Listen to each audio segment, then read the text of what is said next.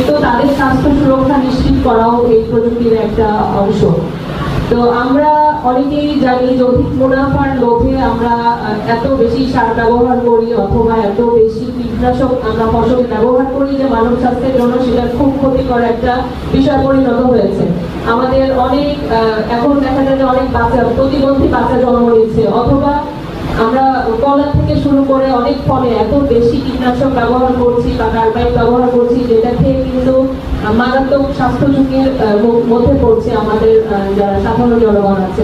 তো আজকে যারা কৃষক আছেন আপনাদের সারাদিন ব্যাপী অনেক সেশন থাকবে, আপনারা যারা এখানে অভিজ্ঞ আছেন যারা আপনাদের বিভিন্ন সেশন পরিচালনা করবেন তাদের কাছ থেকে জানবেন যে কিভাবে পরিমিত বা সীমিত কীটনাশক ব্যবহারের মাধ্যমে অথবা ব্যবহার না করে পরিবেশকে সুরক্ষিত রেখে কিভাবে আপনার ফসলের উৎপাদনটা আপনি বাড়াবেন।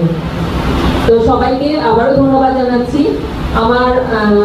আমি সবসময় কৃষকদের প্রতি আমার মনে হয় যে সবারই খুবই কৃতজ্ঞ থাকা উচিত বাংলাদেশের, কারণ আমার পেটে যে ভাতটা আসে, যে চালটা আসে আমার বাসায়, সেটা কিন্তু কত ধাপ পেরিয়ে ও কত পরিশ্রমের মাধ্যমে যে আমার পেটে পৌঁছালো, মানে এর পেছনে কত লিটার পানি গেল, কতটুকু আপনার শ্রম গেল, আপনার ঘাম গেল, মানে এটা আসলে অবর্ণনীয়। কৃষকরাই আসলে আমাদের দেশকে বাঁচিয়ে রেখেছে।